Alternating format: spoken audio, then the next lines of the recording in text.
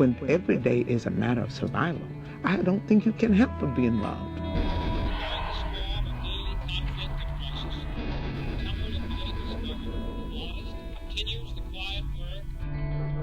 An artist's duty, as far as I'm concerned, is to reflect the times.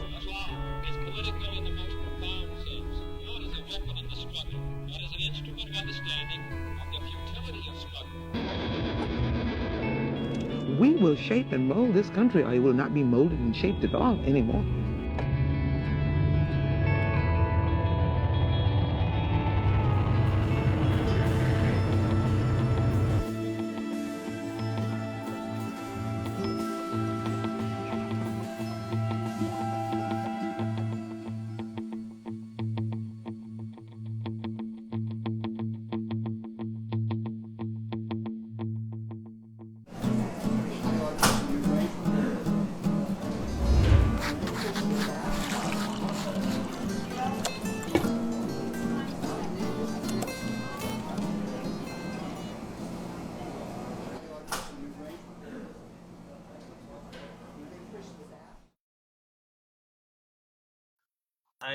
Every time, now that I'm a glasses wearer, every time I go to pee, I worry that it's just gonna go whoop when I'm looking down to aim, or my earbuds especially, but it's, glasses too. Yes. It's a difficult world we live in, guys. Whoa, my sweater is the exact same color as our that's crazy. Yeah, you're just floating head over there. Someone green screen her. That's right. Okay, anyway. Thank you, everybody. All you millions of people out there watching Blah Blah Land. This is episode 3, where we seems to have finally worked out all the technical issues. Now we just need upgrades. I'll get a microphone one day. And then I got a computer. You got a computer? Yay! Wow! Amiee. It's refurbished, but it's like touchscreen and everything. It's so cool. So I'm I excited have to get that updated with passcodes so we can work on it. That's awesome. I have never gotten a brand new piece of technology. It's always been refurbished, because why would you not get it refurbished? Like, thank you. Yeah. Exactly. That's the other Yep. point. Yep. Why? This is Blah Blah Land. Like, yeah. I just got. Oh no, my lucky. Hold on, this is lucky. But look at this. Now I got Bluetooth headphones. I can go up through here and pick stuff up that I throw under the couch. This is true. There you go. Still feels weird when you can do that. I, feel like my I just got done. Yeah, right. You expect to like, whoa. Yeah. Totally. I just got done writing a for The Beat, a really wacky movie called The Divine Candidate. I love it. Nice. Okay, I was wondering what that poster art was. So that was nice. Divine Candidate. The God runs for president. It is the wackiest thing I've ever written, and I've had the idea sitting around in my head for a minute. But next time, y'all were both busy this morning, but next time, I need people that were raised in a religious background, because I'm just like using ChatGPT, like, what does the Bible say about this thing? We can definitely go some places with this one. It's pretty fun. Amiee, you might be a little. There's nothing you can do about your volume, is there? I don't think. You might be a little quiet. I don't think there is. I'm quiet on my end? Just a little hair, for me at least. I don't think there's anything I can do for that. Oh no! You just lose Rheagan? There she is. There she is. Okay, are we back? Okay, we're all back. Oh no, you guys are flipped though. How did I'm double on Twitch now. Hold on, you guys are. Okay, we're good. We just switched though. Yeah, but y'all are okay. Well. Okay, guys, we're working it out. Can I put you? Rheagan, you're me now. Yeah, on the stream you're okay. Can I reorder this? That'd be kind of fun. Amiee, what happens if you leave and then come back in? I don't know. Let's find out. Sorry, I don't know how that happened. It's okay. You just ruined everything. It's fine. Yeah. No, it's actually fine. That did it. Wow, we fixed it. See, check it out. We are so high tech. Wow. We're professionals. Okay. So we're just gonna have to deal with a slightly quiet Amiee, but that's okay. That's okay. Yeah, I'll listen more today. It's all good. What have you guys been up to in the last? It's been a couple of weeks. Last time, we were planning on. Well, the last time before the last time, I was debuting a new show where I edit movies that I wrote, and then I cut open my foot on the stairs because I was in such a hurry. That's better, Yeah. but that kind of delayed our whole thing for the day. Foot injury. It's not totally healed or anything by any standard, but I can talk at least. Oh. So now we're finally back together. Lots of things have happened. Yes. Politically and otherwise. I've watched. I know I definitely have some like movies and shows I want to talk about, so we can do that in movie corner. But what have you guys been up to? Amiee. The first thing that comes to mind is I went to a film festival this weekend just to talk about some film, and that was That's right. cool. Yeah. I haven't been to one of those for a while, like before the pandemic, so that I can remember.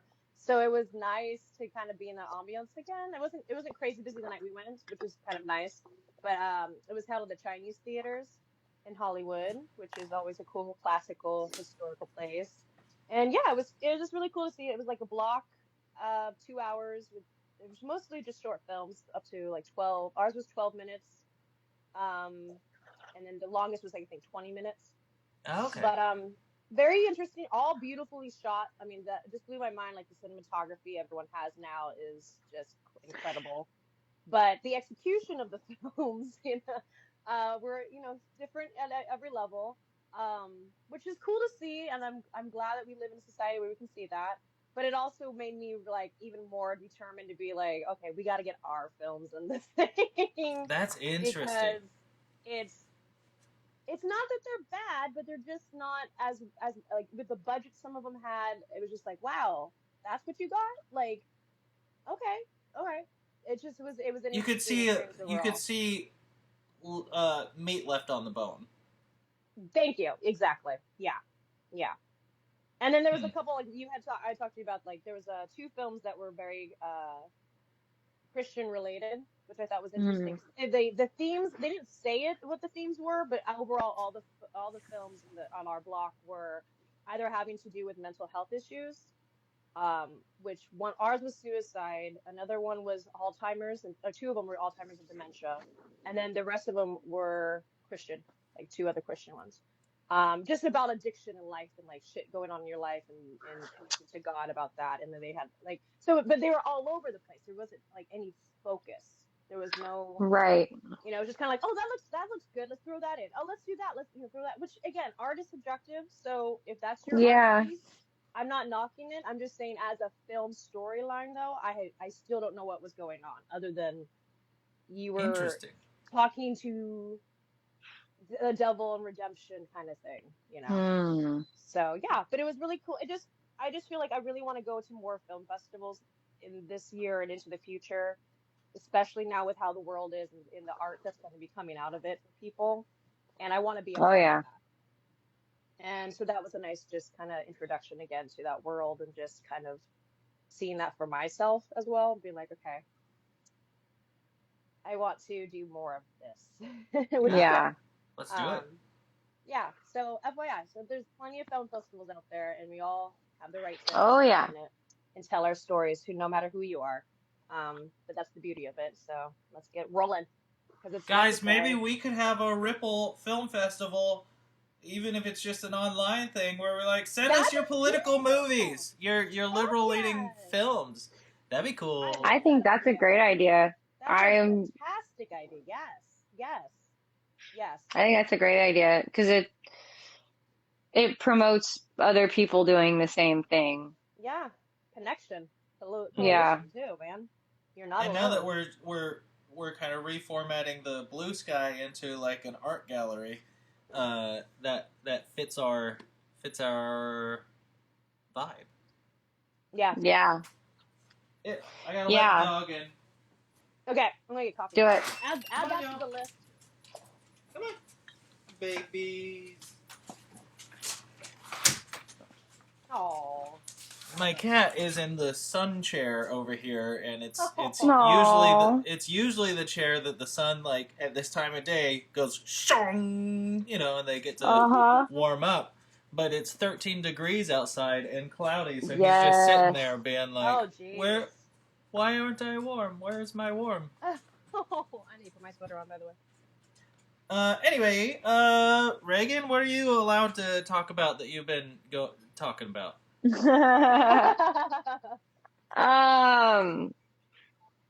Yeah, no, I've just been, Your hair's different. my hair is different. My hair is different.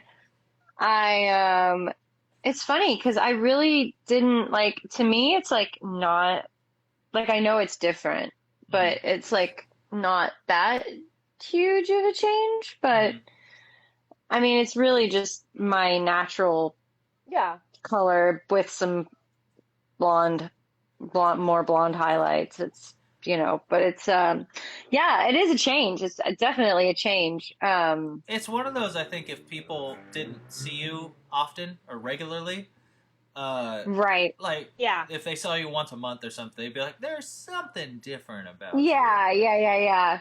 Yeah. It's, I don't know. I haven't really, like, thought about the significance of the change, if there is any, but, long. Yeah, I love my length, and I've been thinking more in terms of just like, I don't know, just my natural hair. I'm just, and then like audition terms of like, there's been a lot of like westerns and like period pieces lately, and it's wonderful, but I feel like my very obviously fake blonde hair, just was maybe not. Yeah, it just wasn't congruent. Or something, Right, but it was still so obviously because the way I would do it, the way I wore it was just, and so I felt like this would maybe be, and like color matching wise, if we're like, this lends more towards if I have a brunette, like I don't know, I just felt like I could play either. It kind of can be people more can versatile. See it better. Yeah, so, and I just, I really since I was 13 years old, I've just continued to always get the same thing that my mom and I always would go to the hairdresser and say and do. And I've just been literally doing the same thing for like 25 years. So it's like, and I did go like really dark in 2018 at one point, like really dark hair, but and it was terrible. It was awful. I did not like, it looks good when it's done and you're at the salon and it's all, and then you got your makeup right. Right. But then later trying to maintain that for me, because my hair, it looks so dark here, but it's actually, compared to the color that I had the light color was coming through, and it just, the roots being lighter than my hair didn't look good. Is it naturally that straight, or do you straighten it every day? It's pretty naturally this straight. I mean, it's a little wave to it. I used to have long hair, but when it gets to about my chin area, it starts to get curly at the bottom. Right. Because my mom had super curly hair. And your hair changes like every 7 years. It like continues to change. So you never know.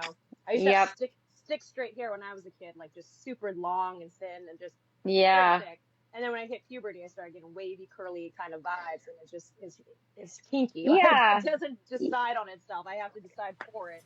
Right. I need to be curly for like shows and stuff, so that helps. Right. But I hate doing my hair. I know. Girl. I just love just whirling out of bed, but sometimes you gotta put a little bit into it. I'm the same way. I remember when I was a kid having the thought, like looking at older people, and and being like, man, you really, once you become an adult, you just lock into a look, and then you're that for like 40 years. And I was like, because when you're a kid, you know, there's new styles coming out, or like Every you're school, growing. you your get identity years, is you know? changing so quickly too that it's just like every few years you got a different look. Yeah. Dude, And I I don't know remember about you, but I'm sorry. Go ahead. I remember looking at older people and being like, how do you stay that specific look for like 10 years? And Yeah. lo and behold, I've been doing this thing for like 15, you know? And it goes like that. Yeah, That is. I know. It is crazy. When you were kids, did time? Okay, I've had several conversations because when I was a kid, and my memory isn't great up until I became like an adult, so like maybe that's peppering this perspective. But when I was a kid, time moved like that. Like like childhood to me was just like a flash in a pan as far as I can. I have memories and very strong memories of childhood, but for me it feels like it just went. And then once I started getting around, maybe college age, my perception of time started slowing down to where like I would be able to understand that a week went by and like the day to day and all this stuff. But when I was a kid, it was just autopilot or something. I don't know what it was. It's very different for me. That's fascinating. Yeah, me too. Mm-hmm. Yeah, I think that's what everyone's always said. I think it was a me thing. I think it's a Cam thing. Yeah, total opposite. Yeah, for me, because I think, I don't know. I mean, my childhood was so different. I don't know. Yeah, it was so. I had no, yeah, but I had a lot of schedules and appointments and very high stakes, very important things happening. Not that everyone doesn't have important things happening, but I mean, like, as far as like, it was like, viewpoint. Yeah, well, just like in the world, like, I mean, it was like business wise, like there was like, I felt like you were saying, like when college, like you felt like that was like sort of when you started to, but I feel like I was sort of like doing very, I don't know, I was kind of doing a lot of things that people were starting to do in college. Even when I was like really young, especially like big important interviews, meetings, like auditions. But like just to me, time went by very, I mean, I have probably also because a lot of my life is on film, and I do have very distinct representations of how long time went between things. And I have a lot of milestones. I have a lot of like, oh, this happened before this and after that. Oh, and this was at this era, and this was at this time, and this was at this, and especially like writing my show now, there's like a lot of that coming to play, of knowing how full my life has been. And it's a little overwhelming, just all of the things that I have done, and all of, not just like accomplishments or anything, but just things, just events that I've been through, things I've done, experiences I've had. And I think that it definitely informs the way I have processed time. But time now, it's different now also as a parent. I think time moves in a different way when you are watching and literally like growing another person. It's your mile marker. I mean, your reference of time. I mean, 15 years ago she didn't exist, or 16 years ago now. So it's like there's a whole person of time, Blows my like mind. that. You know what I Yeah, mean? because it's like you can think to yourself, well, I remember exactly what I was doing 16 years ago. Right. Like, and then suddenly now there's this person. Right. Yeah. Right. Huh. So Having it's their own experiences now. right. The tradition Right. continues. Yeah, it's crazy. I think for me, maybe it's So I grew up in a small town, and my dad was an artist, and he was the only one that he was the breadwinner. So like we had such a like it was like stepping back in the past, old town, Burleson, Texas, back in the day. So like. Mm-hmm. Things just it was like a time capsule. My entire childhood was a time capsule. So like I'd go to the bars with my dad, and he'd do some murals, and then we'd go out to this, but it was just all a blur because it was such regulated living that it was like I don't remember if this thing. And also I've noticed this with my dad, he's terrible at figuring out when he painted this painting. Like, because like if he forgets to put a date on a painting, yeah, we have to really track down. Like, he's so bad at figuring out what year it was, even if it's a painting about Clinton or something. We have to track down what was happening in our life. It's like, well, I had braces at that time, and I only had them from like 10 to 13, so it was around. It's just all these specific things. I don't know if it's because we're not. I'm better, like I said, once I got to college, I was able to be a little bit more present in living in the moment. And that's a skill that I've worked on as an adult, to live more that way. Right. Right. When I was a kid, there was no presence of moment for me, and apparently for my dad either. Of course, he was stoned most of the time, so maybe that doesn't help. But for me, like, now that I'm an adult, I'm really good at. I mean, not to float my own boat, but I'm really good at staying present in the moment, and time gets to move. Like I'll be like, okay, well, my thing is due. I have a deadline for this project on Friday. It's Tuesday now. That's like 3 whole days. That's fine. I know. Oh yeah. Like I can do so much with all that time. Oh yeah. Prepare late at night. Yeah, I'm a crammer and a deadline, a last minute deadline exceller. It's not so much for me that it's the last minute thing as much as it's just, 48 hours feels like my body feels like it's a whole. Oh, it's yeah. 48 hours. Oh yeah, right. It's 2 whole days. Yep. And because I don't have a 9 to 5 job or any sort of regular job, it's like there's so much time. I can, and then I'll just I don't know. The perspective of time is so strange for someone that's unregulated. I also had it's really weird because my life was not like I didn't go to regular school. I homeschooled, and I did have a very free form sort of lifestyle in the sense of that. Like I didn't have to wake up and go to school, and that was not my life was more structured around my an acting career. So it's really weird. Like I had a lot of structure, but it was not in the it was in a totally different way.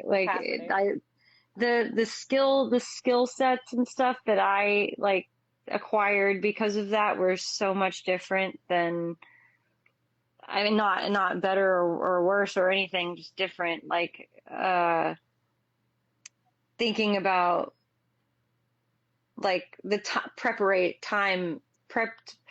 preparation time for something.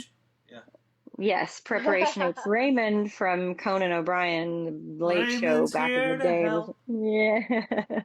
Yes. Raymond's here. That could be your Rheagan. That could be your theme song. Rheagan's here. That's pretty good. That works. I love that. That guy's still a fantastic writer. We can make it work. I don't think Conan would care. I don't think I so. think it's fine. Rheagan's here to help. I don't think. Yeah, That's exactly. your call-in show, Rheagan. It's your call-in advice. Yeah, column. that's what the H in Rheagan stands for. Preparation H Rheagan. There you go. There you go. Yeah, my mom would always say, you know, success is when preparation meets opportunity. And and so, but preparation, you know, would be like, so for me, like you're saying, like 48 hours felt like such a long time. And I've always, especially with ADHD, like I've always had like this time management problem where, you know, it would be like, yeah, 48 hours, that's a lot of time. Like so much can happen. I can do so much. But then my mom would always be there to remind me that our lifestyle, the way we lived, you never knew what tomorrow brings.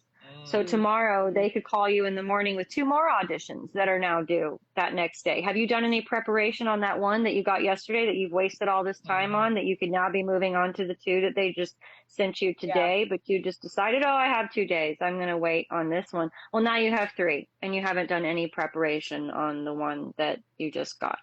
That's so great.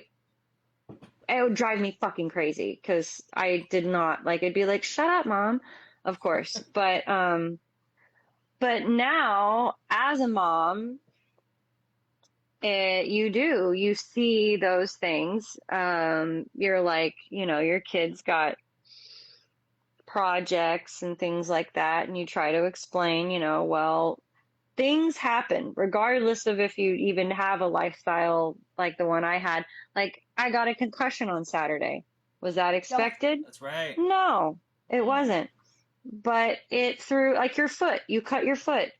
That's horrible. No one expects that. No one plans for that. But it gets in the way of your daily activities. It gets in the way of your schedule, of your plan. So you have to sit there for hours being like, should I go to the ER? Right. And then you got to sit there at the ER for hours.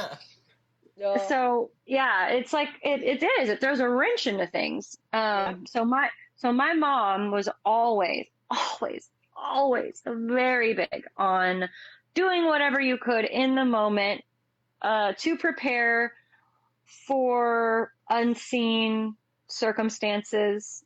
It drove me crazy because I am not like that. That does not naturally come to me, but I think that because she was so, that she ingrained that in me so much, like there are certain things that I do, like I do think about, you know, like when I get an audition, I do not, even if it says it's not due until like a week from the time that I get it, it becomes number one, numero uno priority, top thing, get it done. That is your ultimate thing right now. You put everything aside.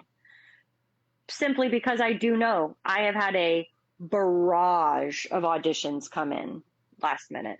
And then, you know, one after the other day. And then, you know, there you go. You've got like a million.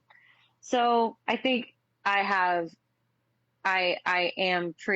got, not to toot my own horn or anything, but I think I have gotten pretty good at, like, I do feel like I excel. Like the problem is when I have a deadline that's like, it's due at this time, at this thing. If I don't make it feel like an urgent priority, it is hard for me to actually get it done. Yeah, that's the thing. Yeah. Cause I have to have a sense of urgency to get any fucking thing done. Like my dishes have to feel like a sense of urgency for me to get them done. That's a good point. Like whenever, if I have a messy house, and I'm better at it, I'm better at cleaning than I used to be.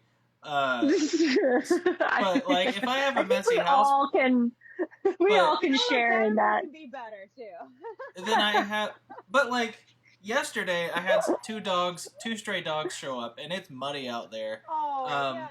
So it's like my dogs are going in and out. They didn't come inside, but they're sitting on the patio. So my house needs to be mopped. But I'm like, I swept, I vacuumed, it's fine. Whatever. Who's it hurting? Oh, we just got a chat in the thing saying from EC94. You guys are in the politics section. We this is a politics show, but we're catching up first. Yeah, it's been 2 weeks, but thank you for letting us know. Yeah, no, we will. Yeah, This is wow. Hucky. This is Cosmo. Anyway, so I was in like. I'm gonna wait until probably Claire is gonna come over, or I have a client coming over tomorrow. Like a reason. I'll mop tomorrow. Yeah. Then it'll be urgent, and then But right. Okay, That's a good. Thing. That is a good. Okay, thank you, moderator EC94. If you can't tell, we're maybe a little not neurodivergent, just a tad. So there's been a lot going. There's been a lot going on. It's a paid position, yes. EC94, you'll get some winks from us.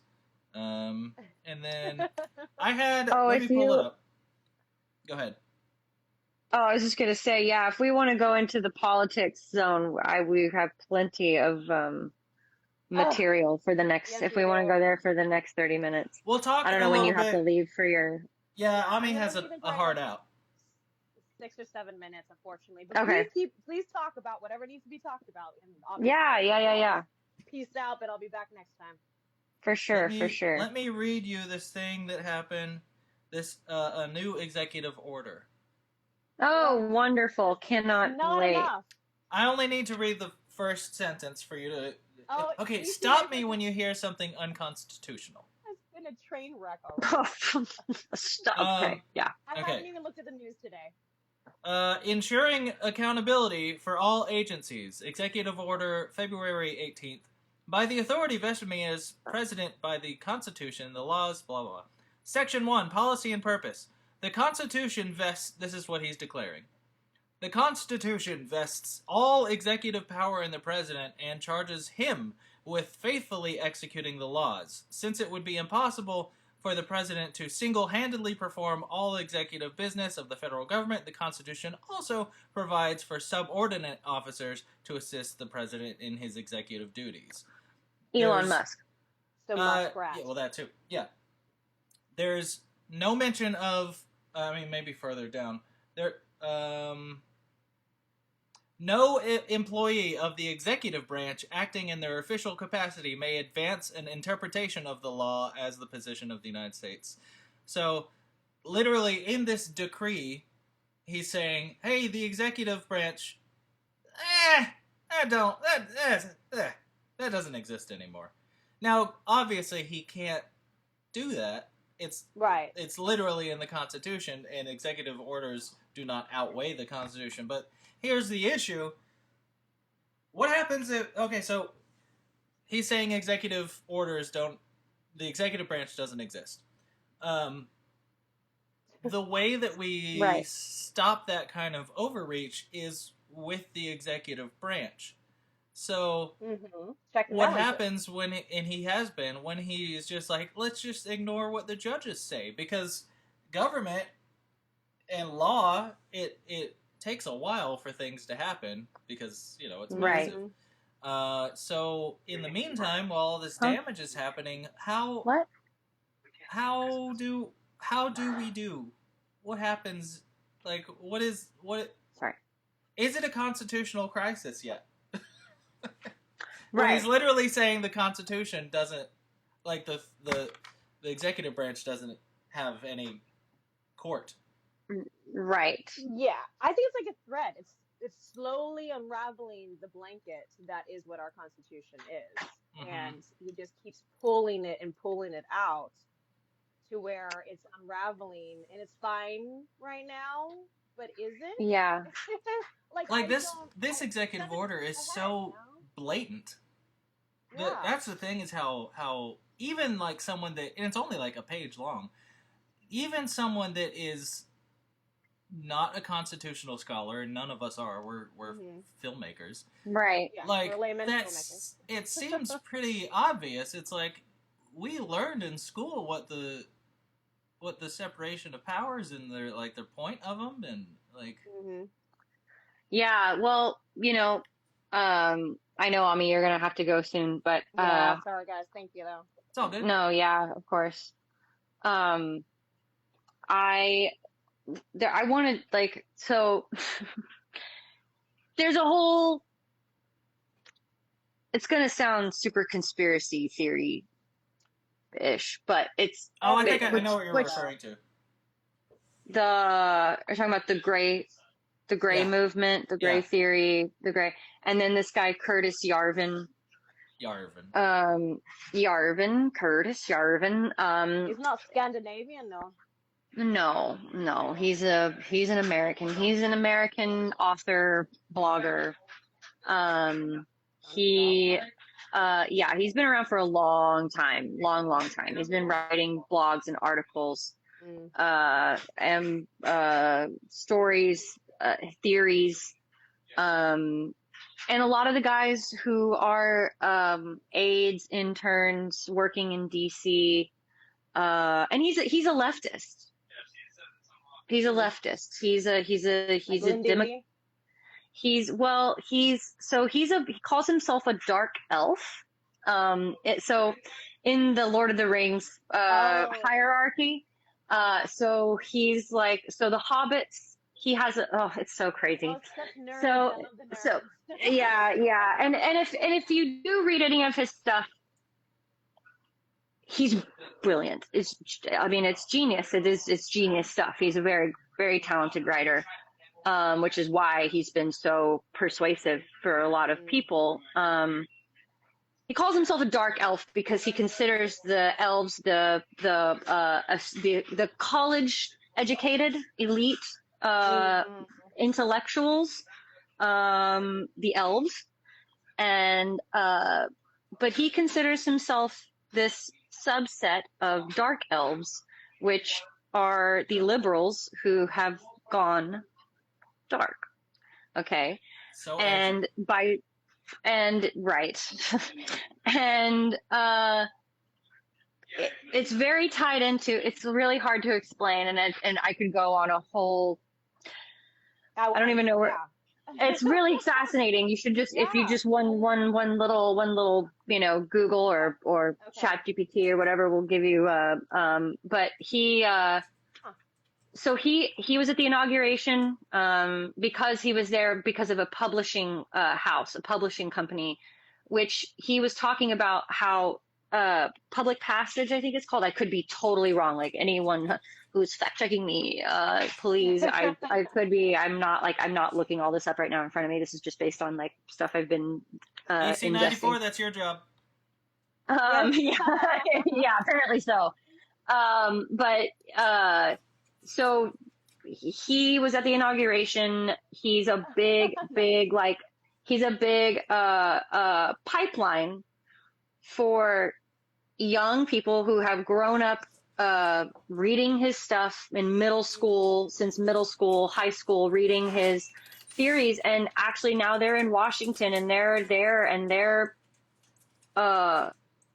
idea is they don't see things the same way historically as Washington workers, Washington staff, Washington has. He has sort of, and he talks about how, because it is such a, like,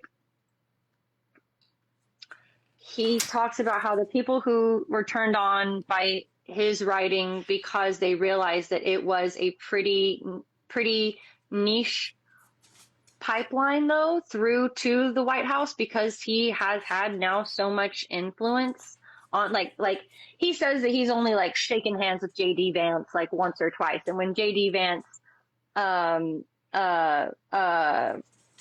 like actually shook his hand, he called him he said what did he call him? He called him something, but he talks about how JD Vance is like, really, when Trump first started his campaign for the second time, and he got Vance as the running mate.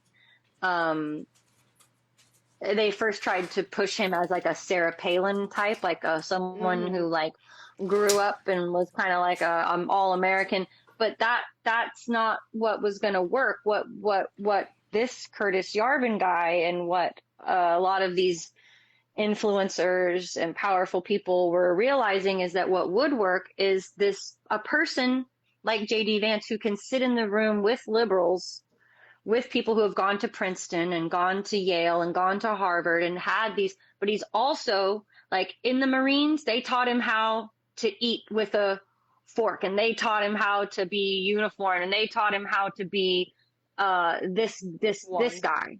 But then, this proper, perfect guy. Then he's got the college education, and he's got the history, the good old boy, like, or the brought up on a sort of in this class of, whatever person in history. And he's been through the system of the university, of the Ivy League, so JD is this. That's why they've called him the connection between, like, tech and this college elite. Curtis Yarvin talks about how it's not red and blue. It's an elite inner and an outer. It's a very fascinating thing. A lot of analogies. Like, he was talking about how he was there because of this publishing company, which put him there in the same area with Steve Bannon and all of these other people who he, does not consider himself an enemy of. He believes that Steve Bannon has a connection to what he calls the Great American Hobbit. And I mean, he looks like, but he has. It's a really. I wish I could. I'm not saying this is good. I'm just explaining there's a deep connection and a deep overtake, because this guy, Curtis Yarvin, the very core belief, what you need to understand about him, is he is a monarchist. Yeah. And a monarchist. Okay. Yeah. Which means that he believes that our founding fathers had the intention of our government being formed and operating like a quasi monarchy system with a quasi king, and he believes that is a perfect system. This is what, and so he has a lot of. You could read about it all day. I'm curious to look it up to go further to be educated on it. But that's because I'm sorry, guys. I gotta go. Yeah, of course. Head out. But thank you so much, and have a amazing rest of your day. And thank you. Yes, you too, girl. And I'll talk to you guys soon. Yes, we'll talk soon. Okay. Perfect. Bye. I gotta rearrange these windows, so Rheagan, keep. No, you're fine. Keep chitty chatting while I do. Okay. This. Oh yeah, he said to him. He called him. This is Curtis Yarvin saying this in an interview with Politico. January 30th. So this is very recent. He said, I've interacted with Vance once since the election. I bumped into him at a party. He said, Yarvin, you reactionary fascist. I was like, thank you, Mr. Vice President, and I'm glad I didn't stop you from getting elected. The journalist said, he said that to you? And he said, that's what he said. I don't think he meant it in a bad way, but I don't think he meant it in a good way either. So it's really interesting to hear that JD Vance is calling this guy a reactionary fascist. And this guy calls himself, he's a leftist, but, and in the sense where, there's so much. I lose my train of thought. No, you're good. Hold on. I gotta get you. Where's my window capture? Full. Okay, there we go. I should have had I didn't realize we'd be getting into such juice, so I didn't. Where is it? Ooh, group call. Here we go. Okay, here we go. Let me go grab another Waterloo real quick. Hold on. There we go. I gotcha. Yay. Okay, wait. Can I need to take a tinkle as well. Take a tinkle. All right. I'm going to take a tinkle for a second. All right. And where's my window? I gotta get rid of myself. Okay, this is real fascinating to watch, for sure. For sure. Webcam. There we go. Okay, perfect. So, what we do here at Ripple, we're a group of filmmakers. Them two are actors. I'm a writer, director, shooter, editor, all that jazz. Because I have no money, so I have to be all of the things. As it says, follow for resistance. Last year, Rheagan and I wrote a series of short films, because we're both from Texas. We wrote a series of short films based on things that were happening post-Roe. There was the what are they called? The bounty hunter law, and there was in the city of Amarillo, there was border checks that they were setting up to check pregnant women, because if you're going to drive to Colorado, you have to go through Amarillo, all this stuff, and women were dying, as I'm sure you're aware. So we wrote a series of films based on reality, and the reaction was so. You can find these on YouTube. The compilation of all three of them is called Subjugate, and we're going to be entering them in festivals, but you can find those. And the reaction was so strong that we were like, hey, Trump has won. Art is more important now than ever, so let's turn this into a real thing, and maybe we can say some, not necessarily bring Republicans over to our side or anything, but we can remind at least our side of how important and how big of a deal, how awful things can get, and how awful they are. Rheagan, where'd you go? There she is. Okay, she's back. So that's what Ripple is. We're making films. We're doing it collaboratively with you guys out there. I have a show called The Beat. That's what I was doing this morning. You can find it on the VOD of it on our YouTube channel in a couple of days when I upload it. This morning I was writing a film. Are you there? Oh, Yes. I can't hear you. Yes. No. I'm here. I can hear Hold you. on. Okay. Oh, Amiee ruined everything for us. Oh, why? I'm still here, Ray. Are you there? Raymond's here to help. There you are. Yay. Rheagan's here. Rheagan's here. Rheagan's here. You know what's so funny about Conan is, so my girlfriend Claire was not raised on Conan, and I mean only a certain sect of people were because he came on so late. Yeah. But those of us that were have such fondness for him because it was so weird and so, he formed my sense of humor. And so subversive and everything. Yeah.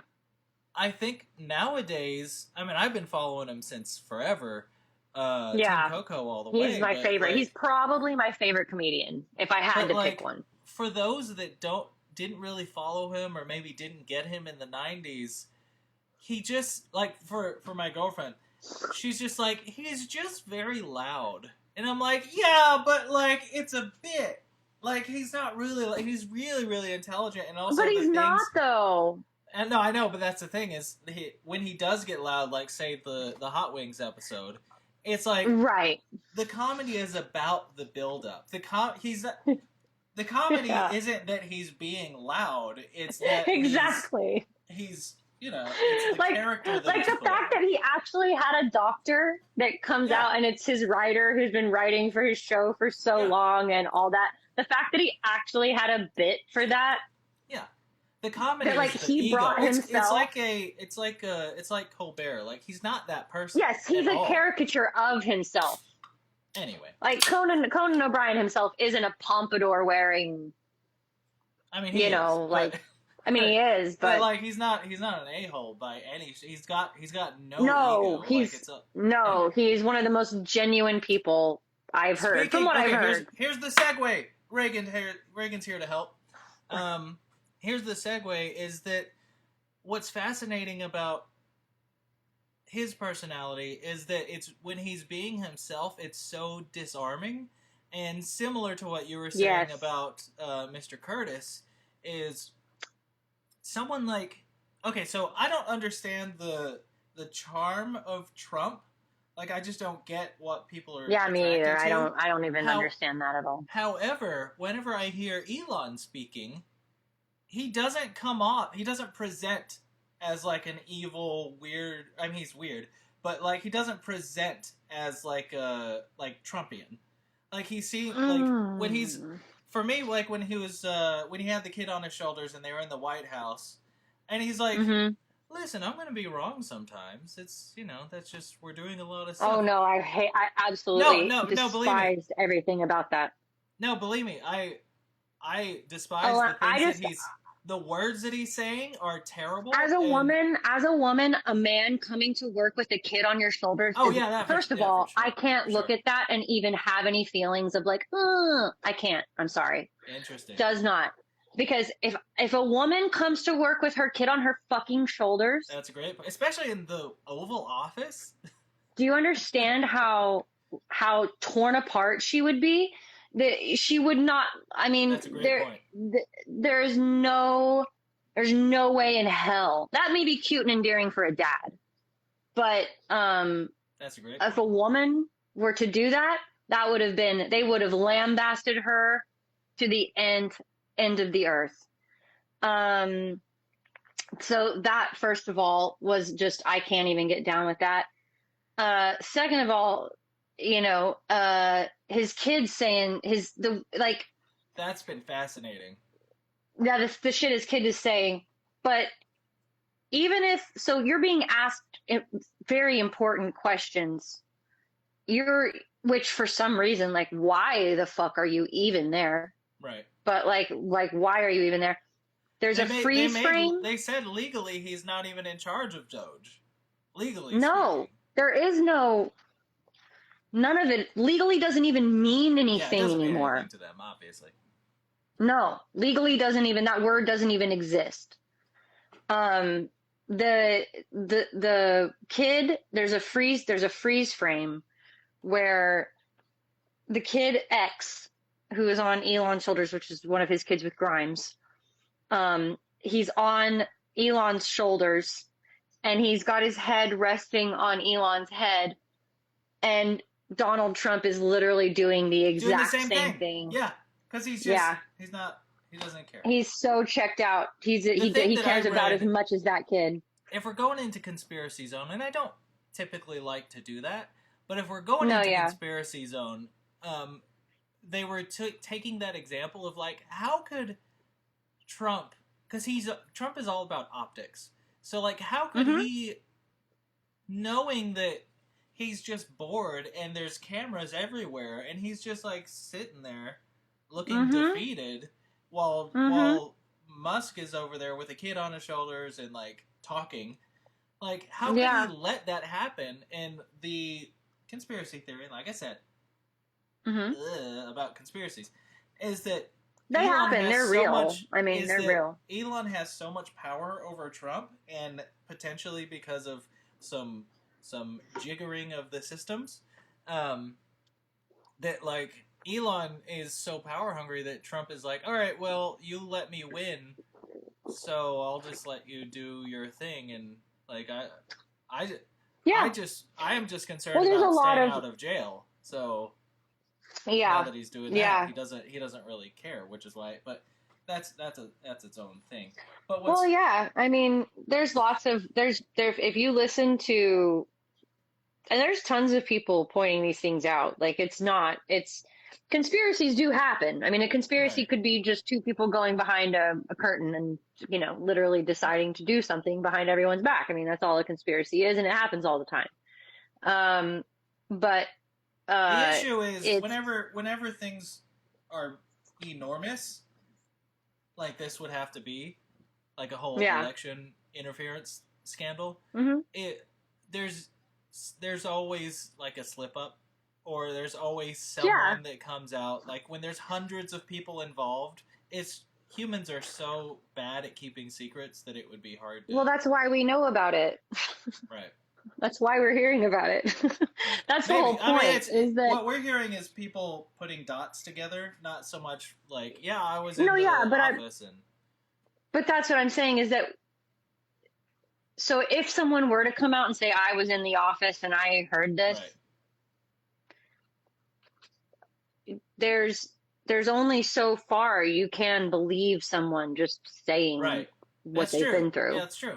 But I mean, it's like whenever when because there are plenty of people that have come out and said when North Carolina got flooded, there were plenty of people that were like, I'm here, I'm on the ground, and there's thousands of people dead. Right, it's like, right. Well, that's just not true. Right. You have to look at the data, the reality. Right. Yeah, and there's lots of you know, but it also goes to like, you know, believe people when they say they are, you know, I mean, you can, that's the thing is that with the internet and the age that we live in today, believing what is true, what is real, fact checking, all of that. And it's, you know, you can say especially now with AI and whatever, but it doesn't matter. It's always been very easy to blur the lines between what's real and what's not. I mean, you know, we grew up in a time where we were led to believe that a movie like The Blair Witch Project, you know, with this found footage thing could really be a real, you know, a lot of people believed that, you know, this whole idea of what is real and what's fake and what's, all of it has been around for a very long time. But what it really does come down to, and whatever it's a conspiracy theorist line sometimes, is follow the money. And we live in such a greedy, power hungry, greedy world. We really do. I mean, it's driving just our capitalist system alone that we, you know, all are a part of. There always is going to be, as much as none of us want there to be, and there isn't, it's not like there is some, I don't know. I'm always just I don't know, but realistically speaking, no, there's not some like big bad boogeyman monster somewhere that, you know, or, you know, but I do think that,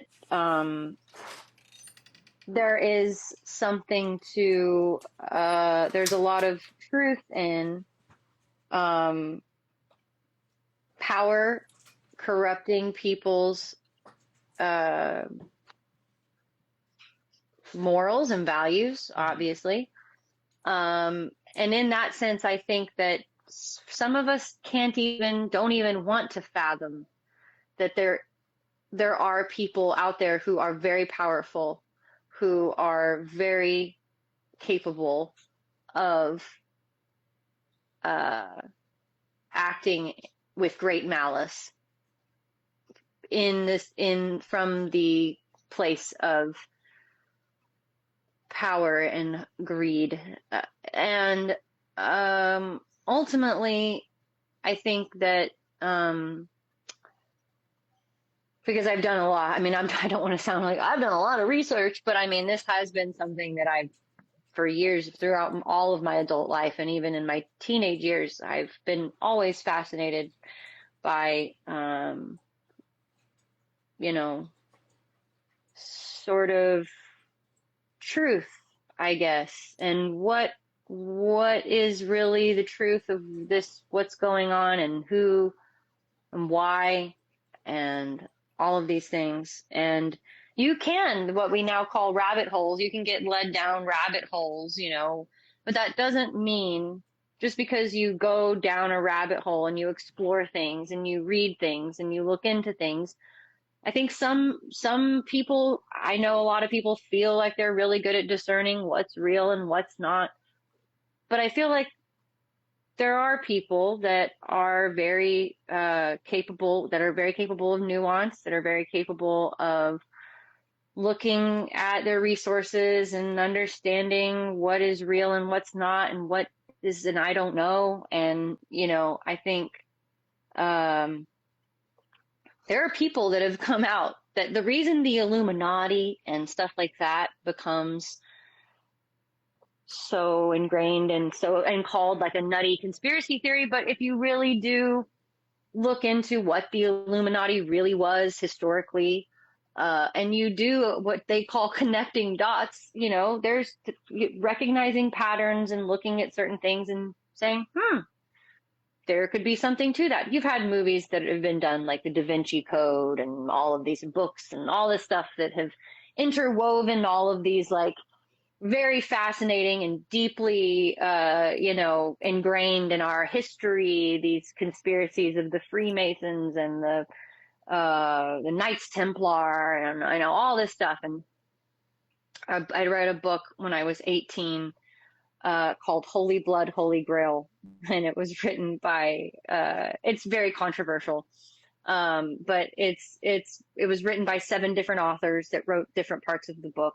And it's blurring the lines. It's kind of like that thing, like the Blair Witch Project. Like, you're not sure if a lot of this is like real or not, because they're talking about real things that happened in history and some blurring some things that have really happened with ideas and theories of what if. And, you know, it's this theory about what if Jesus Christ and Mary Magdalene, what if he actually didn't die on the cross and he actually escaped with Mary and they had children, and those children, that bloodline is still alive today. And the story of the Holy Grail and how all of this ties into the Moravian bloodline, which is supposedly Jesus's bloodline, which, like, there's a whole group of people, big people, like lots of people, tons of people that have dove real deep and gone real far down these sorts of ideas that, and they try to connect these things to mysticism, to the Freemasons, to secret societies, to, you know, all of these things. And in order to buy into a lot of it, you have to buy into certain things. And there's certain things where, you know, but somewhere along the lines, when you're reading about all this stuff and you're diving into all these things and there are things that I am totally fascinated by, and I totally see that there are things that make sense. There are things, and for people like me who are so interested in stories and fantasies and all these things, it can get very exciting to go, wow, what if that is the way it is? And I love it. I love reading about it. And it's very inspiring for ideas for, like, the Da Vinci Code or whatever, but even things that aren't like that, they can be fascinating and triggering for just ideas, sparking ideas in general of stories, you know, because that's what these are. They're stories. And I do think that, you know, when you do have family like I have who are very directly tied to certain conspiracies, it makes you realize that, you know, whether or not, I know that pieces of it are true. I know that pieces of it are. I don't know that pieces of everything. I don't know. There's no way to know. Well, what's fascinating about it is the lengths at which, or to which, the human mind will go to, one, not admit that you might be wrong, but also two, just to connect dots, because we are story driven. So like, you know, pattern recognition is something it might start out as follow the money, which is true. 9 times out of 10 is true. And there's 2 points on that I'll come back to, but 9 times out of 10 follow the money is true. But like you'll see a QAnon thing and be like, you guys really think all Democrats are pedophiles and eating babies? Like, you think that? Like, you actually think that? And that's wild, but it doesn't start there. Right. It's kind of like the the erosion of democracy. It's like, it doesn't start there. It starts in this little tiny place, and then it just, chips away. And it's also, by the end of it, and it's also like how you get all these different sects of Christianity, different religions. It's like, you can talk to someone who believes in certain, what they would call a conspiracy theory, and then be like, oh, so you actually think all Democrats are pedophiles and they're eating babies? And they'll be like, no, oh my God, no, that is so not what I believe. No, but I do believe this, and I do believe this. And so it's like, I think what a lot of people don't realize about that whole QAnon, about the whole conspiracy thing, is that it's like there's Christians, who go to church every Sunday and, praise the Lord, go home, are good people. And then there's like Pentecostals that go to church and play with snakes and step in fire and weird shit, So it's like, but they all call themselves Christians, and they all say they believe in the same Jesus and the same, all this stuff. So the problem is that the crazy cuckoo bananas stuff, when messaging and the delivery and the propaganda around it is just right, I mean, it can infiltrate places and people that you really never thought that could be possible. Well, and I think that's the thing that has blown most of the world's minds about the MAGA movement, is that the entire time they're talking about the rich and the classism and this and that and drain the swamp and all this, and now you look at it and it's like they've elected the richest people, at least the one richest person is elected, and they're influenced by the richest people in the world. And they're just like, that's fine. It's like you were saying, follow the money for the last decade, and the people with the money you stopped following. Yeah, but it's also really, though,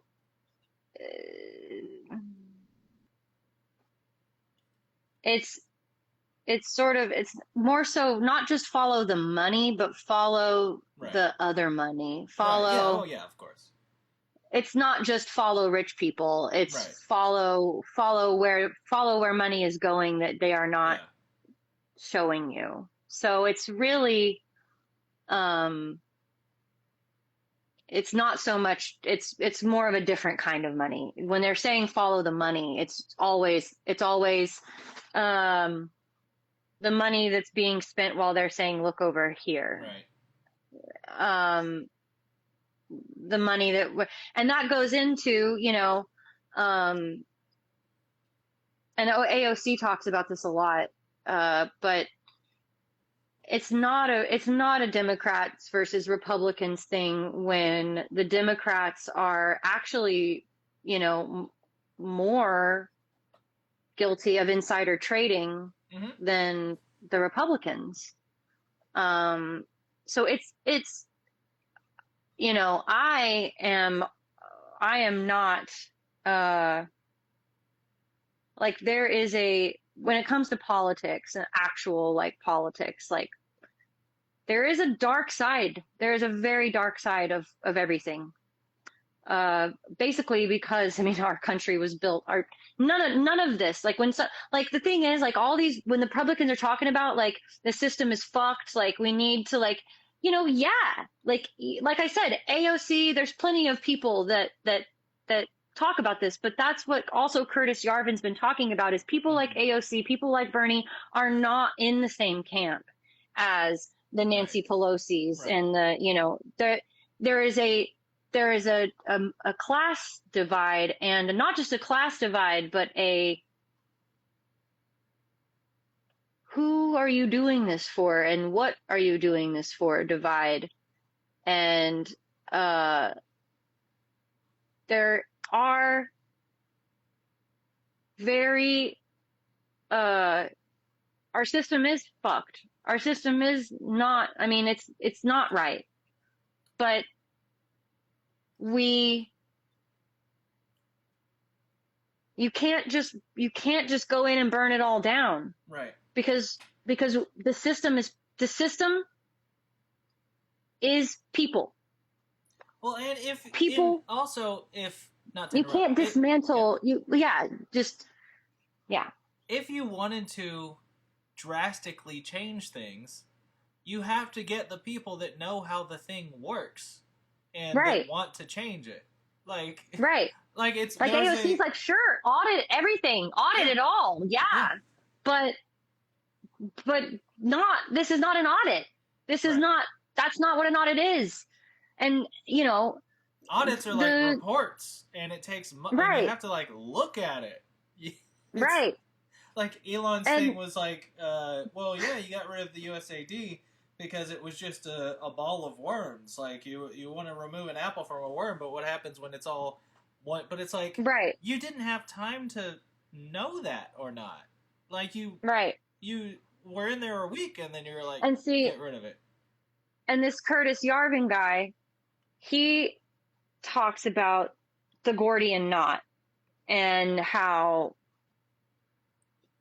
he essentially is all for just completely cutting the knot. The Gordian knot that is our system, the Gordian knot that is. He talks about his idea is just to cut it. That's what he would do. That's what he would want to do. But he's saying that they're not just cutting it. He said they're tugging on it, and they're pushing on it, and they're fucking with it, but they're not actually going in and just cutting it.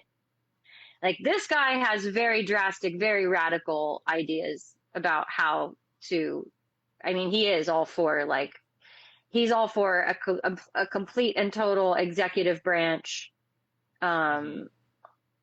essentially running everything like a corporation where you have a CEO. You know, that's it. That's his idea. I don't think that, you know, if you really do look at history, you can't ever look at any point of American history and say, like, because there is no make America great again, because we've never been truly great. Yeah, there's always been someone that's been stampeded over. Right, and there's always been rights that have been denied, and it's so it's like, you know, when the founding fathers, I mean, you know, they owned slaves, you know, you can't, so we can't ever act like it was there was ever this true beauty that America once was, that we have to get back to. And, you know, the problem is, it's very scary to hear these people, like this Curtis Yarvin guy talks about how he doesn't think that the Trump administration, that this administration has what it takes to really do the big things that he thinks should be done in the government. And I'm not one to really go too deeply into it, but there are a lot of people, there have always been a lot of people who have been highly influential in everything that, like,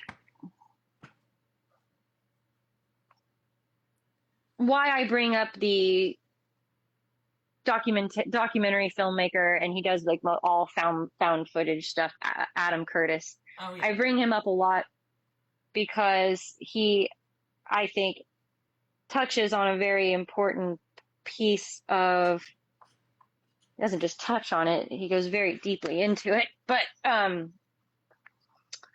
the how important propaganda is to all of this, and how deeply intertwined. And that's where I believe the fascinating part for me personally, and what I think is the ultimate conspiracy, if you want to call it that. If you want to think there's like any kind of man behind a curtain, or any kind of like anyone pulling any strings, it would be the long time ago connection between Freudian psychology and propaganda. And Edward Bernays was the nephew of Sigmund Freud, and Edward Bernays and Sigmund Freud would meet up there. That's what a lot of their recorded conversations and a lot of their talks were about: how to, for lack of better words, brainwash a bunch of people to believe something, how to convey a message and have it be absorbed subconsciously by people. For instance, how Edward Bernays was hired by tobacco companies to figure out how to market to women. So he asked his uncle Freud for his advice, and Freud said that the cigarette was a symbol, a phallic symbol to a woman, and symbolized having her own penis. So when a woman smoked a cigarette, it made her feel powerful, and it made her feel like a man. So let's organize a protest, a march in the middle of the street, and call it a March for Liberty and Power. And every woman will light up going down the street, and we'll have them all smoking cigarettes in a defiant, powerful stance of this is who I am, and this is my penis. So they did it. It worked. And before you know it, everywhere you go, a woman is just, lighting up and chain smoking. Isn't it so funny how Freud, but also just like old-timey thinking, it's a lot like... Oh, I know. Everything was a penis. Everything it's a lot like when you're talking to a libertarian, where it's like, okay, I understand. Right. I actually kind of agree with. I understand. Yeah, what right. You're like saying it makes is sense. Successful, but like the way you got there was bizarre. Exactly. But cut to. Yeah. Here's the deal. Bernays is the great grandfather to the original founder of Netflix. Oh. And I believe he's actually just his grandfather. I don't know if it's even his great grand. Like they're very closely, very, very closely. That long ago. No, yeah. And Bernays and the founder of Netflix are, they're very close. It's very interesting. Because there's a lot of, you were Mad Men, marketing, oh, yeah. It's one of my favorite parts of the show. Right. And propaganda, it's an Italian word, because it became a thing. It became such a heavily used thing. And Edward Bernays was very, very, very big in the use of propaganda during World War II in Italy, when there was lots of Mussolini was like, he was like the inventor of using film to convey a message. Mm-hmm. And he used some of my great grandfather's, coworkers and friends, and if you connect the dots on IMDb, you can find that some of Mussolini's films were made by, very successful, very well-renowned filmmakers. I don't know. Did they know they were participating in propaganda? I don't know. I haven't looked too deeply into that. It's American history during World War II. Our propaganda was made by so many of our creators and our artists. Disney. I mean, there's so many. I mean, it's so much. And so it's kind of this like thing of like, okay, well now what is propaganda? What is, Obama does anything creative and it's propaganda, you know? I don't know. Well, and also it's like technically like the famous "keep calm and carry on." That's propaganda. It's just it's not necessarily like, hey, the Jews are terrible or anything. Exactly. But it's still governmental messaging to keep your eye on the, whatever. Yep. Yeah. Stay asleep, America. That whole thing. Just going off real quick about that. This is unrelated to like politics or anything, but I've been listening to my favorite movie podcast, and they're doing a Spielberg series, Blank Check with Griffin and David.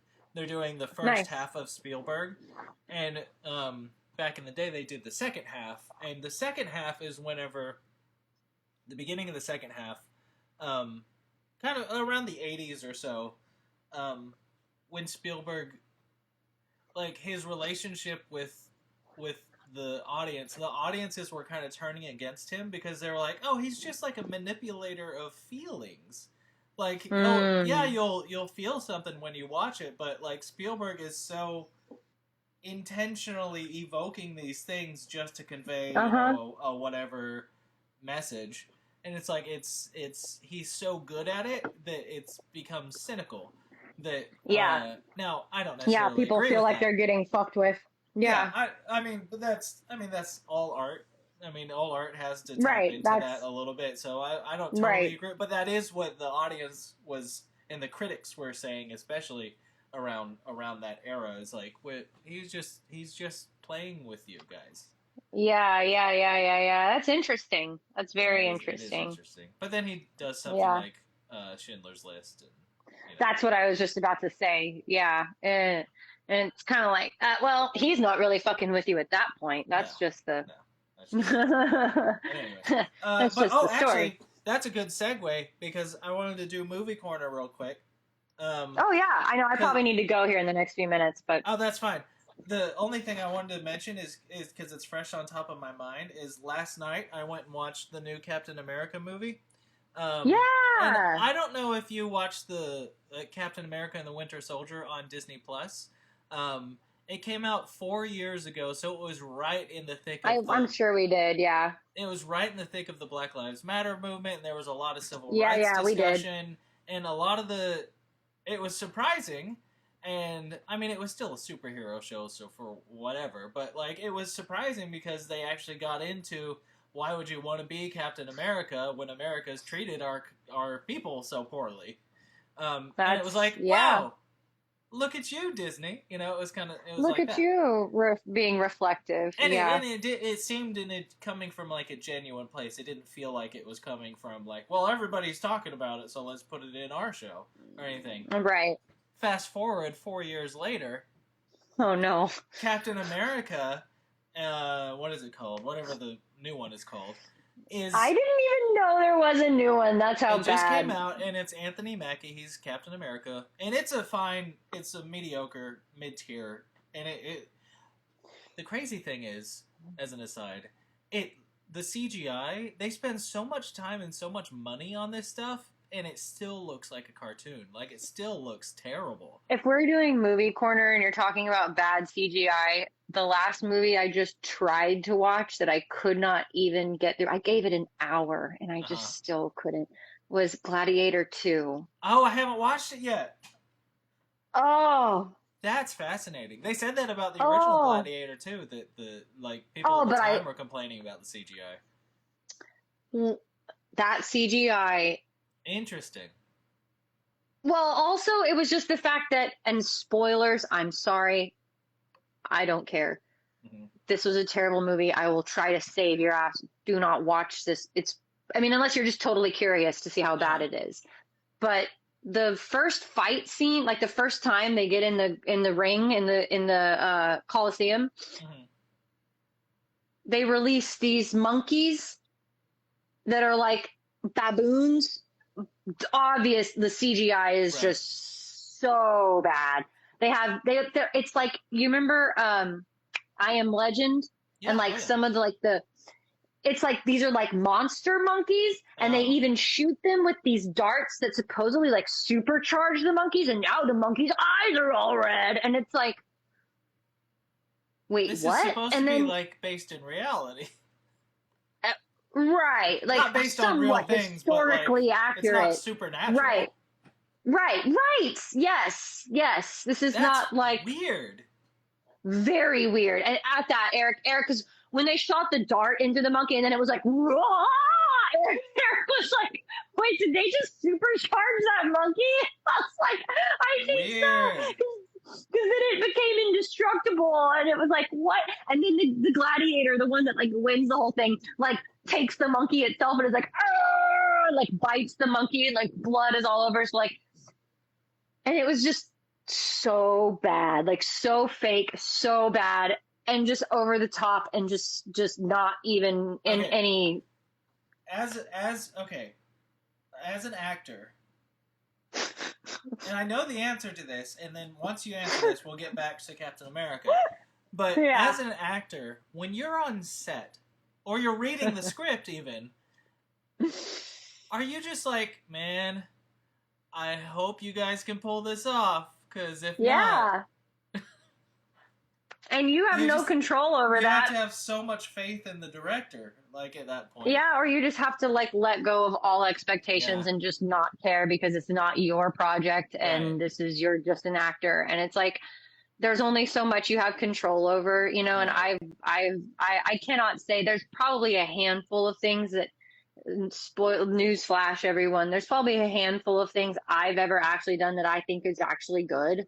Right. I don't, you know, it's like, really the majority of things I've done I don't think are very good, but that's just because I've been an actor in them and I've had no control over what is done to them afterwards. Anything I have my own say in, like, I absolutely, you know, would have certain opinions and things that I wouldn't have if I had no control over it. Right. So it's like, you just kind of have to, when you are, and then you're a tool. And then when people want to, if people want to talk shit to you later about your fucking portfolio and, you know, whatever, it's like, sorry, I got paid and I'm an actor. And, you know, it's like, sure, I don't have, I'm not a total whore. Like, pardon my French, but like, I felt like us actors, we've joked about that at times, that we feel like prostitutes at times, just going like, you know,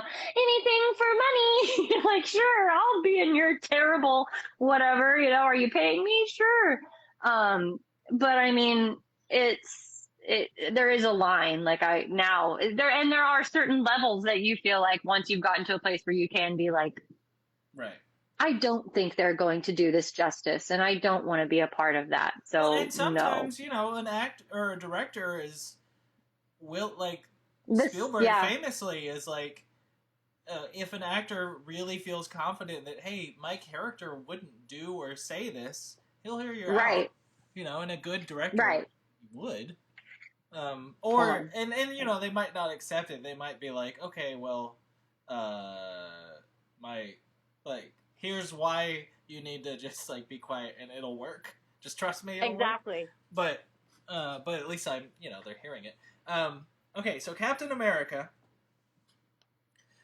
It went through, one of the reasons it took 4 years to come out, even though the show was, way back in the day, was because of the pandemic and all this stuff, and the writer strike and all this stuff. But they went through extensive reshoots. They said the rumor that I heard was right.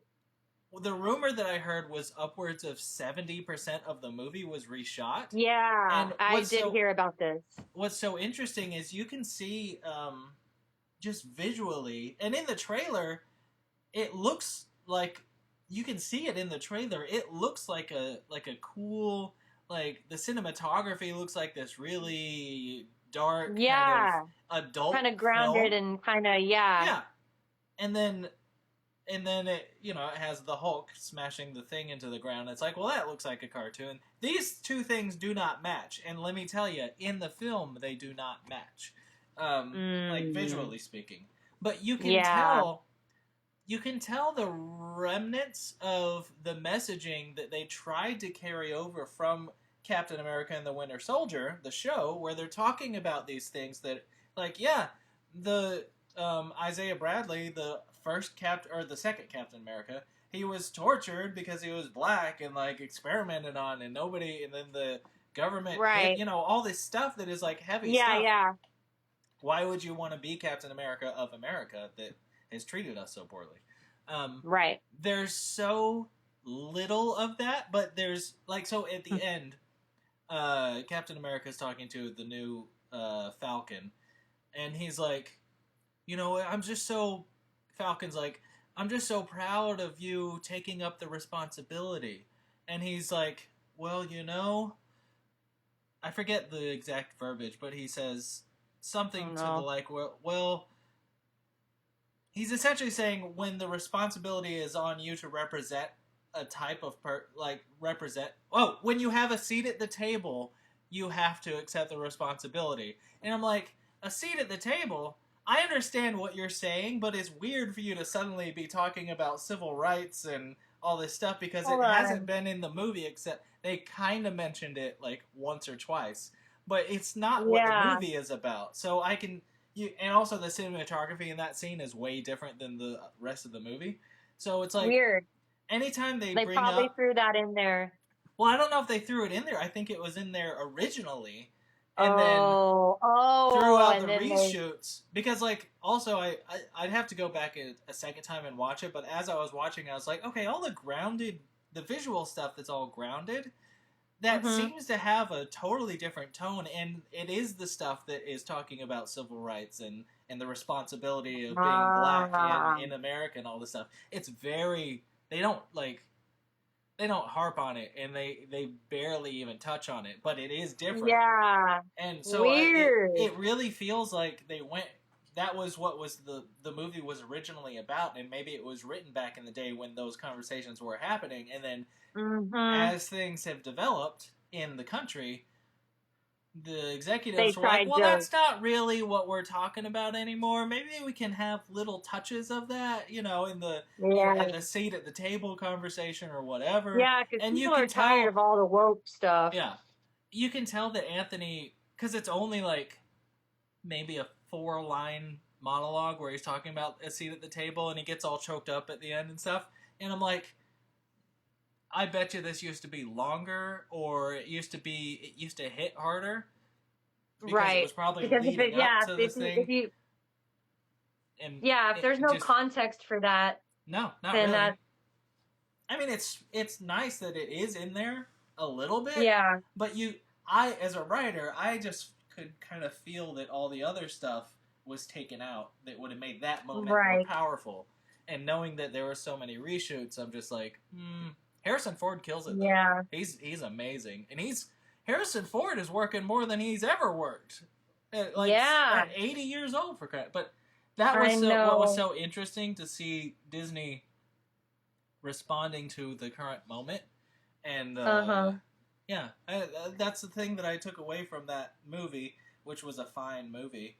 Is like, if you're gonna say something, say it. Like if you're gonna.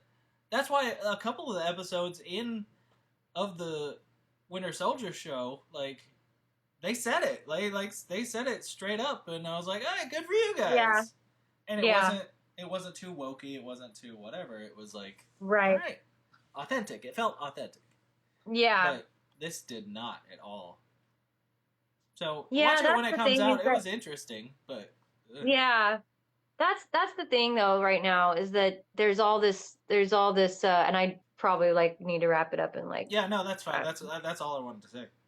yeah, no, I'll kind of tie it back to politics and all this, the DEI stuff Yeah. that's being talked about right now. And how it's being talked about, Mhm. and the very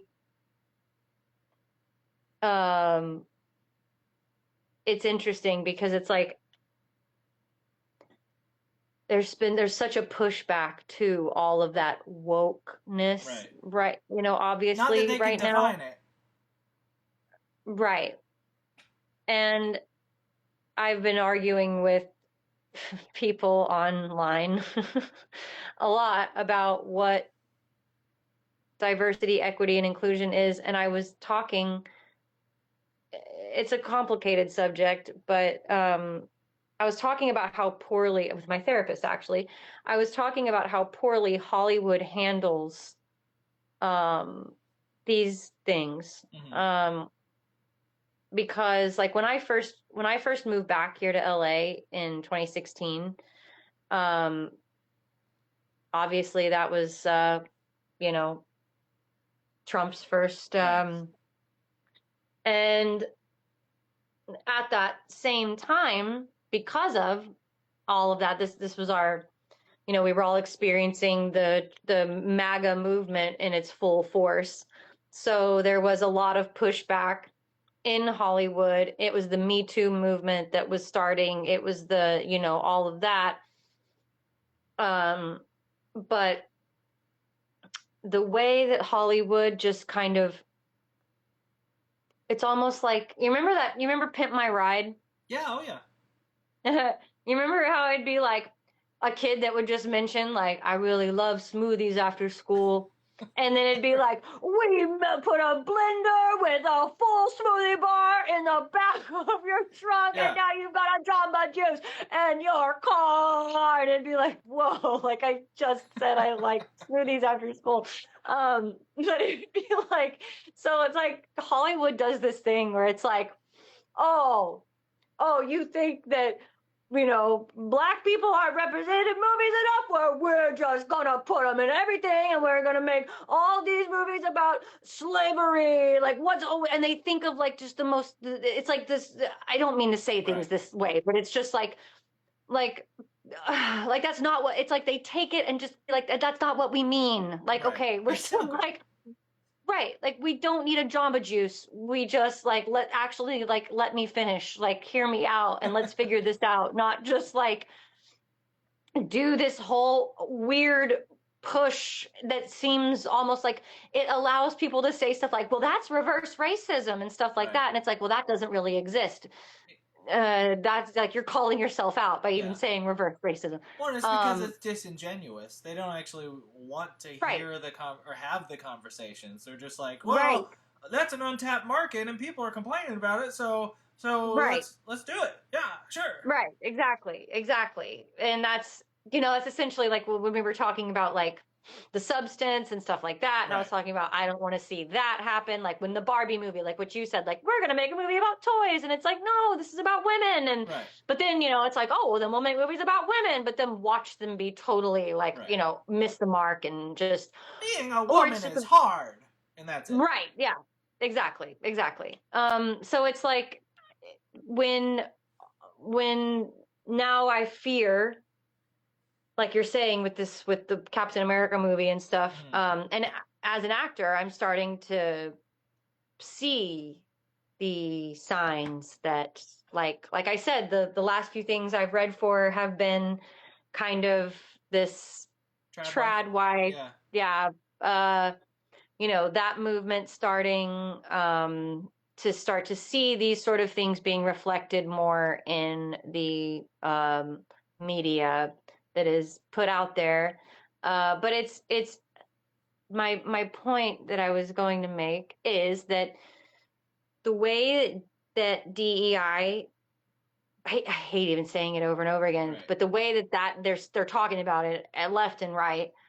But like when I first got here in the middle of all of that, and I was being told, I've saved all of these emails and I have all of them for everyone who knows that they've ever said these things to me. But when I first got here and I was reaching out to, you know, different agents and managers to try to find representation for myself here in LA, it was, I think I have 5 emails saved from 5 different people telling me how white I am and asking me if I have looked in a mirror lately and telling me basically that there's nothing for me and there's nothing they can do for me because I'm white. Now, I can also say that most agents and managers who don't, seeing new clients, taking on new clients, looking at your materials, all of that stuff is annoying to a lot of them if they're not actively seeking you. And like if you don't have something hot that's out and they want you for any particular reason, coming to anyone and being like, please represent me, they're always going to have a reason to tell you. And blaming it on Hollywood and whatever is trending right now is a very popular thing to do. It wouldn't just be, oh, if you're white back in the day, it'd be blondes aren't in right now, I'm sorry. Right. Or, you know, children aren't in. They're really looking at teenagers if you're, you know. So they always have an excuse. But during this particular time, it was you're white. And I was being told that by everyone. Edie, this will probably end up in my show, but one of my managers who I was trying to get with when I first moved back here to LA, I was hounding her, trying to get her to please look at my material. Please, I hate doing this. My mom would have to push me to do this shit, but you have to stay on top of them. And I would be like, please, have you looked at my material yet? Have you read any of the emails that I've sent you? We get on the phone, and she's from New York. She would fly back and forth between LA and New York. And she was like, Rheagan, have you looked in the mirror lately? Have you seen how white you are? Have you actually looked at your face and seen how white you are, honey? Do you know who I booked yesterday? I booked 2 blacks and a trans. I booked 2 blacks and a trans yesterday, Rheagan. So please. And I was like, well, that's wonderful. Like, I was like, I'm surprised you even represent a trans, but like, well, that's great. But like the way you're speaking about it to me is the problem. It's transactional. Right. Like the heart of the problem isn't that there's not enough, like that is the problem. But seeing diversity on screen, of course, is what we're going for. But the core of the problem doesn't lie within just, sure, it's an easy solution to do like tax incentives and stuff like that, you know, started happening where it was like, if you were casting someone from certain parts of the country, you would get certain tax breaks, which actually that is an incentive. Helpful. Right. And that was an incentive. But a lot of white people, like myself, were being told these things as if it was taking something away from us. Mm-hmm. And it was making a lot of people feel that way. And, you know, I will say I was going, but wait a second, but, you know, but hey, but then, and I started, and there was a lot of like, feelings going on. I was going to lots of casting workshops and asking casting directors straight up, like, what's the truth? Are you guys actually getting tax incentives for? And they'd say, yeah, if you're from Mexico, and they'd name off and they'd say, you know, we are, the studio wants us to hire a certain percentage of people from these areas for certain reasons. Yeah. And to a lot of people, that was music to their ears. But to other people, that was like, wait a second, now it's almost like feeling like the cards were already stacked against me in this industry because it's already hard. And now you're telling me it's even more stacked against me because there's more incentives for people to hire somebody else besides me. Mm-hmm. Like, That's no one wants to hear that. But when you actually look at if these people were actually, if you had actually had time to dig into it and to see how disproportionately those people from those areas had been cast, and how it's not that it's taking anything away from you now. You probably wouldn't have been cast in the first place. It's it's it's just that these people now, this is part of what it means to level the playing field.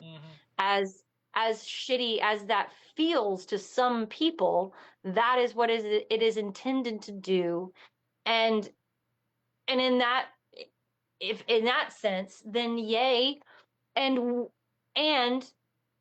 it's like saying, for a full healthy body, it's more than just eating right. You've got to exercise. It's like, for a full healthy Hollywood, it's not just about creating tax incentives. It's about telling these agents and managers and casting directors how to actually speak about these things. And and why we are actually doing these things. And I mean, and it's just like talking about the government. It's the system, it's the way it's designed, and it's a big system, so there's not one way to fix it all. Right. It's like saying,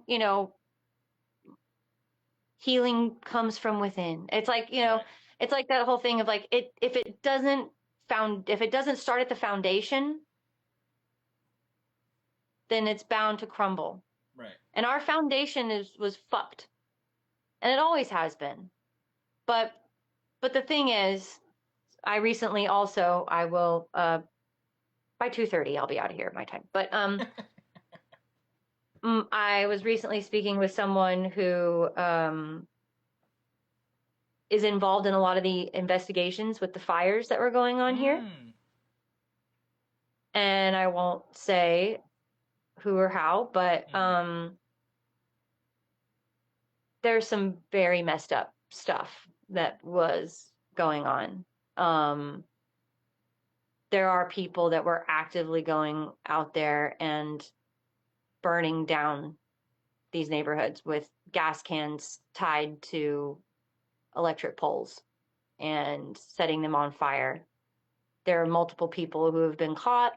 None of this stuff is being talked about because this would terrify this. And this is the kind of, when you're talking about conspiracies, when you're talking about like, maybe it's not a conspiracy, but it's the fact that you think that news just runs out and wants to report on everything, but there are a lot of things that are not talked about, and there are a lot of things that are kept hush because of the people. There's plenty of conversation I've seen from the more new media liberal side that's like, hey, New York Times or AP or whatever. Yeah.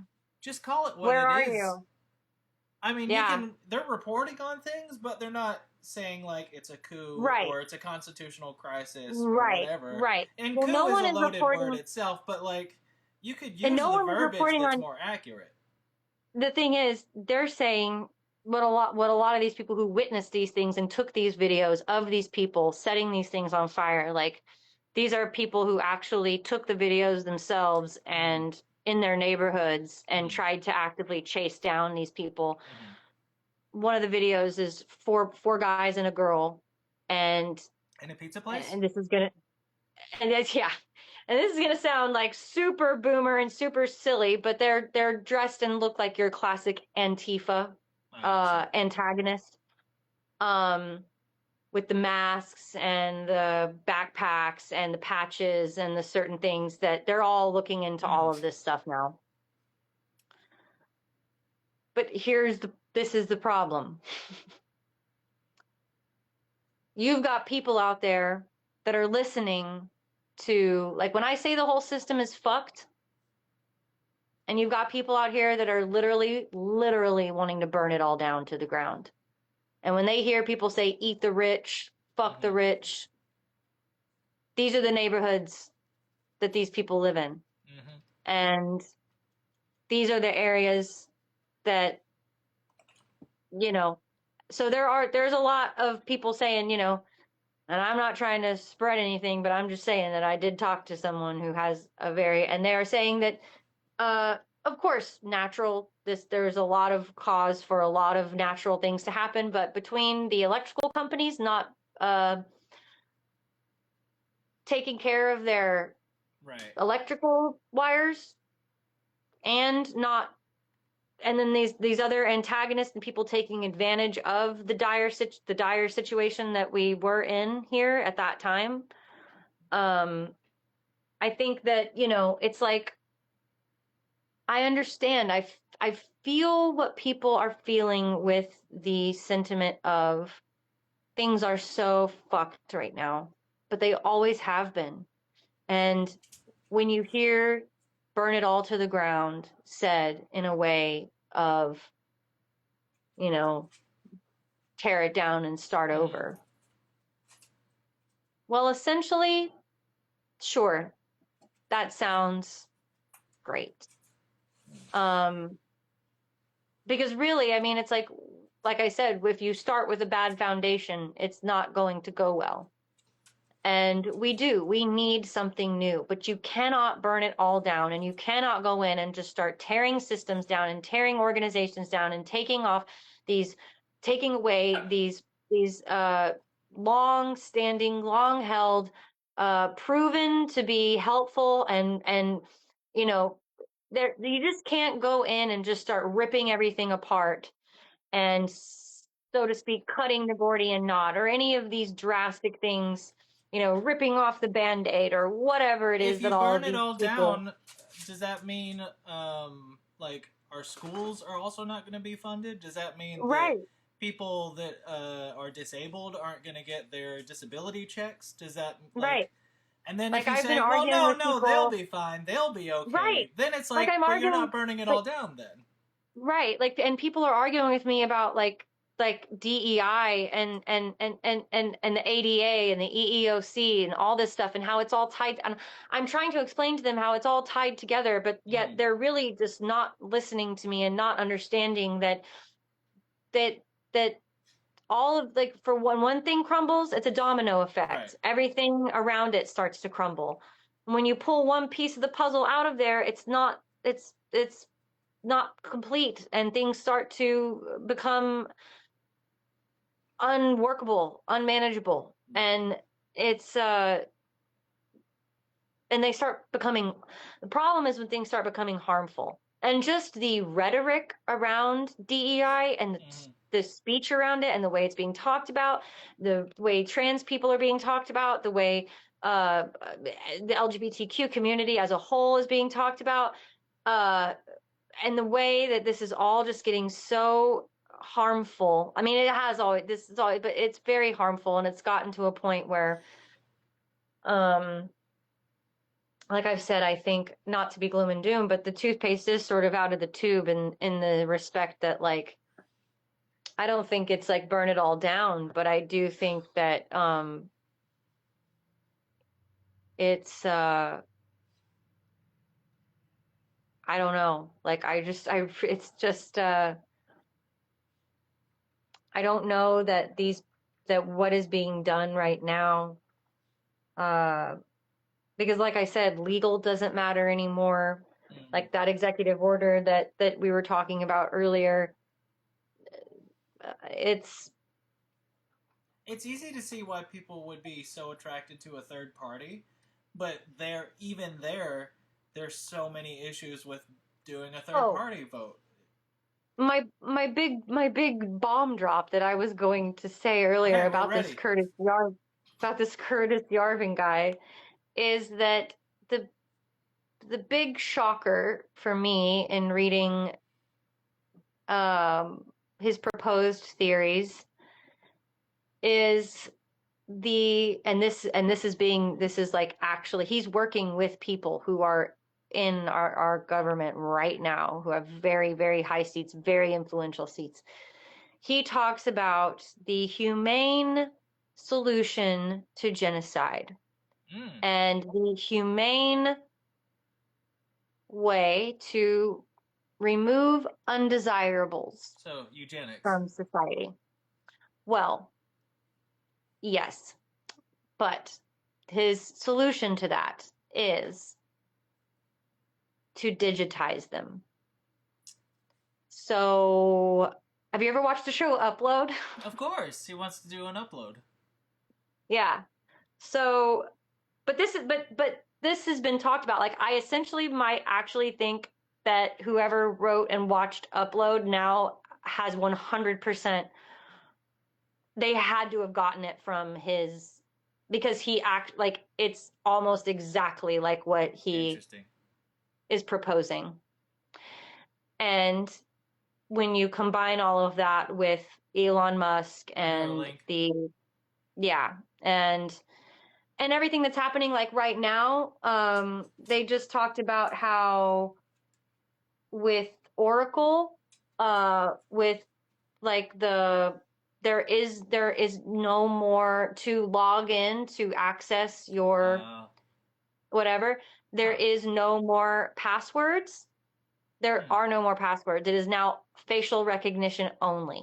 So there is no other way to access your anything. Interesting. Very interesting. What happens if you gain a bunch of weight, or lose a bunch of weight, or yeah, get in a car accident? My phone doesn't even recognize me with or without makeup. Like, it knows me without makeup, but it'll tell me my face is wrong if I have makeup on. Weird. Yeah. But I think that we just you have to go. We just got we just got someone in the called Lev Nikolaevich. Sorry. What is the country that is setting the best example in the world? Let's try and give each like a real quick answer. That's a great question. Country that's setting the best example in the world? Yeah. I have always gravitated towards, this is not my answer. I mean, it's going to be because we have to go. But yeah, I've always gravitated towards what Germany has always been doing. Okay. Especially in regards to public education and the Holocaust. They are so upfront about everything, and they are so, hey, you're speaking hate rhetoric. We're gonna stop you right there and shut you down. Which is why when J.D. Vance went to visit Europe, he met with Germany's alt-right neo-Nazi party. They were like, hey, we need to talk about America, because you can't just do that. Also, they also support the arts like crazy in Germany. So I am partial to that. They seem like they're doing pretty okay. I gotta let this dog out. What about you? I mean, all of those are really solid points. I mean, I don't know. It's really hard to say. Obviously no one is perfect. I don't think there really is any example of any perfect like utopia that exists. But I've always thought that, and this is going to sound like super, saying Germany and the Nordic countries does sound super white, but but I mean, I have always been a fan of, like, Denmark and Finland and Sweden and Iceland and those countries that seem to have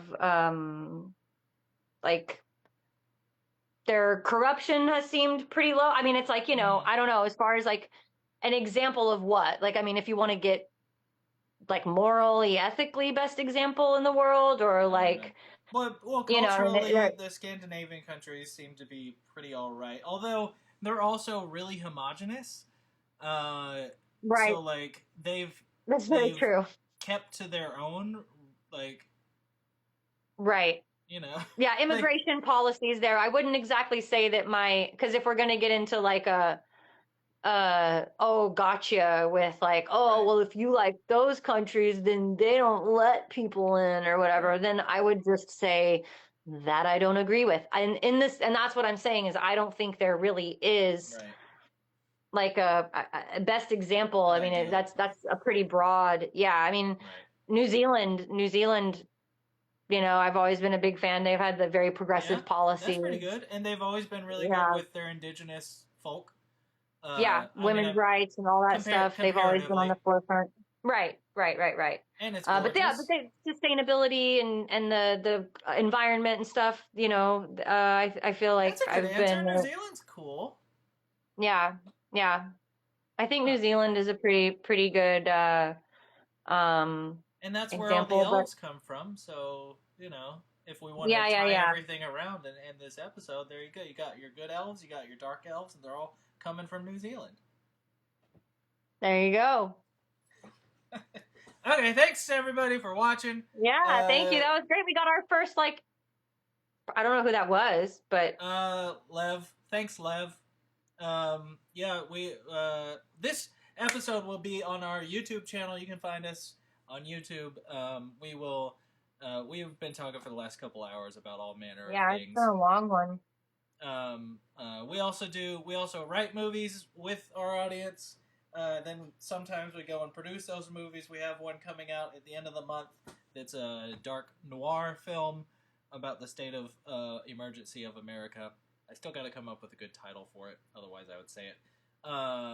So follow us for that on all the things. We're on Blue Sky.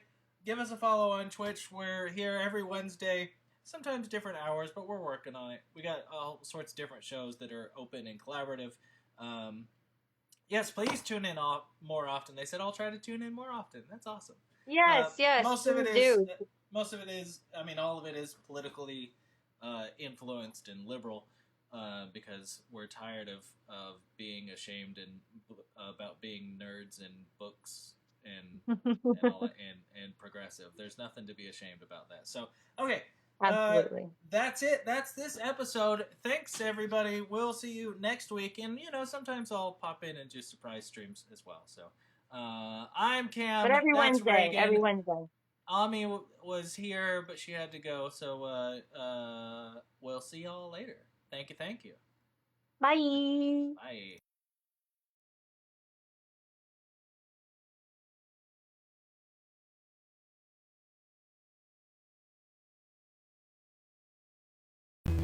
Every day is miserable. I don't think it happened much.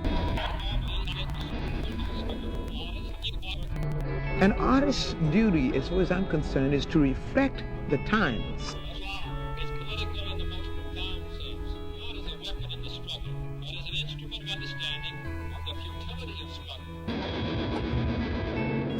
We will shape and mold this country, or it will not be molded and shaped at all anymore.